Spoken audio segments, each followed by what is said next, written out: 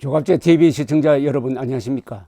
2020년 7월 25일 오후 2시입니다. 국가정보원은 국가정보기관입니다.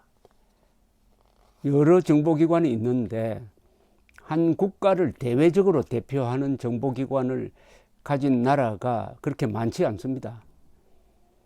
그런데 국가정보원은 그 전신이 국가안전기획부였고 그 전신은 정보부였습니다. 중앙정보부였습니다. 5.16 이후 김종필 씨가 만든 국가정보기관은 그 뒤에 세계 여러 나라 정보기관과 정보교류 협정을 맺었습니다. 특히 미국 CIA와 맺고 있는 이 국가정보원의 협력체제는 세계가 부러워합니다. 그런데 이 국가정보원장이 되는 사람은 약점이 없는 사람이라야 합니다. 이 정보라는 게 뭐냐 하면은 쉽게 말하면 남의 약점 잡는 겁니다. 남의 약점을 먼저 잡는 겁니다. 남의 약점을 잡으면은 그때부터는 약점 잡힌 사람을 요리할 수가 있습니다. 그런데 국가정보원장에 한국 정치인 중에서 가장 약점이 많은 사람이 지금 지명이 되었습니다. 문재인 대통령에 의해서. 더구나 북한 노동당 정권이나 김정은이 딱 내려다보면은 박지원 씨의 약점을 많이 알고 있을 것입니다. 특히 남북관계에 있어서 이게 만약 북한 정권에 의해서 활용이 된다면은 박지원 씨가 지휘하는 국가정보원이 대한민국 편에 설지 김정은 편에 설지 알지 못합니다. 알 수가 없어요. 이 기관이 누구를 위해서 근무하게 될지 국가를 위해서 근무를 해야 되는데 문재인 정권 개인을 위해서 문재인 대통령 개인을 위해서 복무하게 될지 아니면은 문재인 대통령이 아주 잘 모시는 그래서 수석 대변인이라는 비아냥까지 듣고 있는 김정은을 위해서 복무하게 될지도 모릅니다. 이런 끔찍한 인사에 대해서 우리 국민들이 분노하지 않고 언론이 거의 침묵하고 통합당이 그냥 미약한 행동을 하고 있으니까 이게 정말 나라가 망하려면은 이렇게 망하는구나. 이 모든 문제점 어디서 출발하느냐? 자주국방 의지를 포기한 때문입니다. 국방은 그 누군가는 해주겠지. 미국이 해주겠지. 북한이 핵무장해도 설마 같은 동족에게 속였느냐?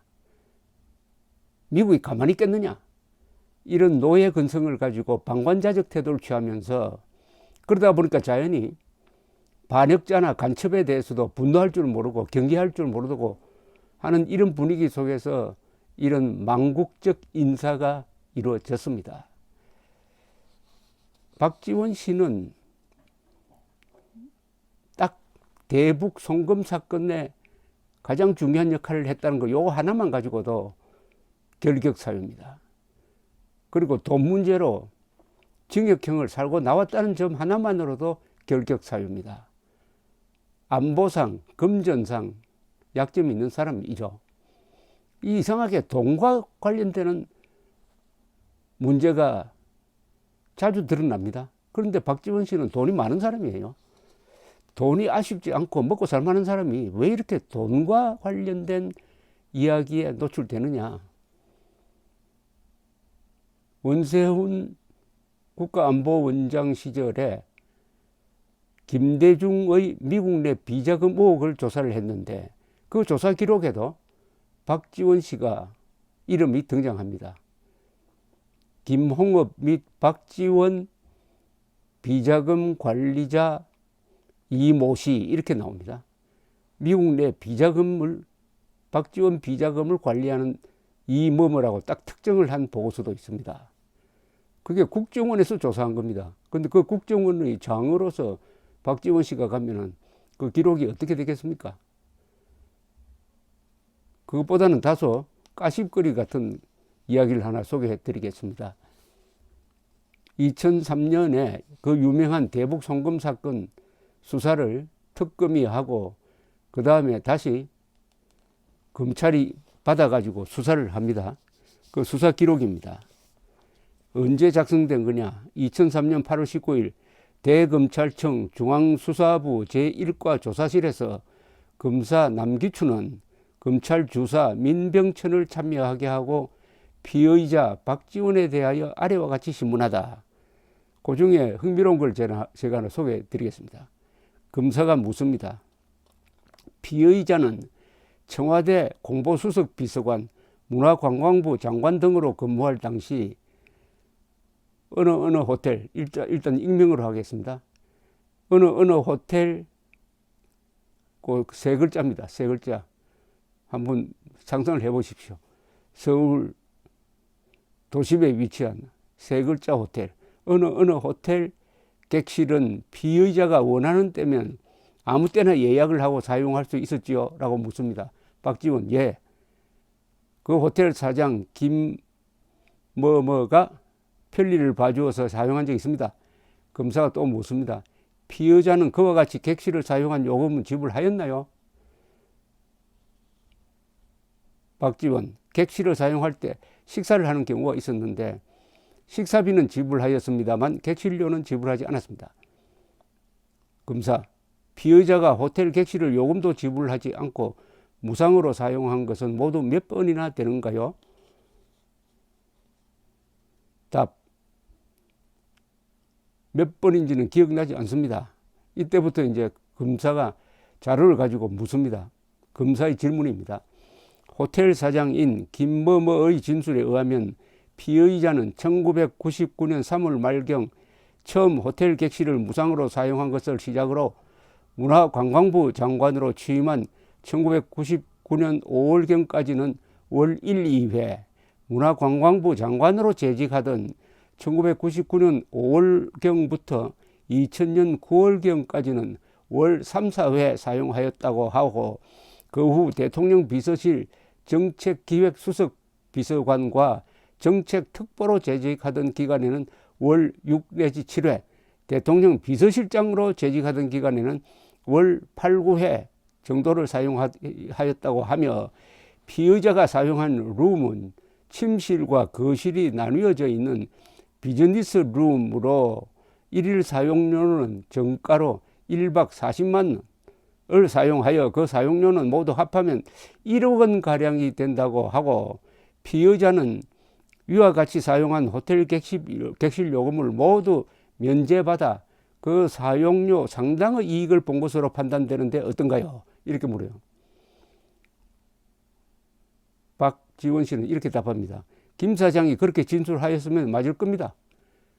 그리고 제가 문화관광부 장관으로 근무할 때보다 정책기획수석으로 근무할 때 조금 더 자주 사용하였고 그 후 비서실장으로 근무할 때 가장 많이 사용하였던 것은 사실입니다. 그리고 저는 호텔 객실을 사용할 때는 주로 낮 시간이나 저녁 시간에 사용하였는데 몇십 분 또는 몇 시간 정도씩 잠깐 사용을 하였고 잠을 잔 경우는 거의 없었습니다. 검사가 다시 묻습니다. 위 김 사장의 진술은 피의자가 객실을 사용하는 경우 그 객실은 판매를 하지 못하도록 아웃 오브 오더 조치하여 언제든지 피의자가 사용할 수 있도록 하였다고 하는데 어떠한가요? 답, 김 사장이 편리를 봐주었던 것은 사실입니다만 그 객실을 어떻게 조치하였는지는 모릅니다. 다시 검사가 묻습니다. 피의자가 위 호텔에서 김영환의 소개로 위 정몽헌을 만난 자리에서 동인과 대화한 내용은 구체적으로 무엇이었는가요? 박지원, 그 호텔인지 이 호텔인지 장소는 기억나지 않지만 호텔 객실에서 정몽헌 회장을 만났을 때 정몽헌 회장이 금강산 관광 사업을 하면서 유람선의 카지노 허가와 면세점 허가를 받지 못하여 애로가 많다면서 허가를 받을 수 있도록 해달라는 부탁을 하였지만 저는 앞서 진술한 바와 같이 허가를 내주기 어렵다고 말을 하였습니다. 질문, 정몽헌의 진술에 의하면 1999년 5월경 위 호텔 호실 미상 객실에서 김영환의 소개로 피의자를 알게 되었는데 그 자리에서 피의자에게 현대가 금강산 유람선을 운항시키는 등 금강산 관광개발 사업을 추진하고 있지만 정부에서 카지노 허가와 면세점 허가를 해주지 않아서 하루의 적자가 3억 원에 이른다는 등으로 애로가 많으니 주무장관으로서 앞으로 많이 도와달라고 부탁하자 피의자는 현대의 대북 경협 사업은 정부의 햇볕 정책에도 도움이 되는 사업이라면서 앞으로 기회가 되면 도와주겠다는 취지로 답변하였다고 하고, 김명환도 옆에서 피의자에게 현대가 상당히 어려운 모양입니다. 좀 도와주십시오 라고 하였다는데 어떤가요?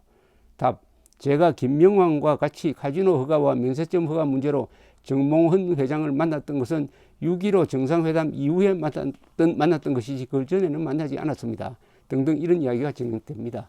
그러니까 이 호텔에서 무슨 일이 있었기에 이렇게 자주 호텔을 사용해 가지고 이 사람이 박지원 씨가 공직에 있을 때 약 4년에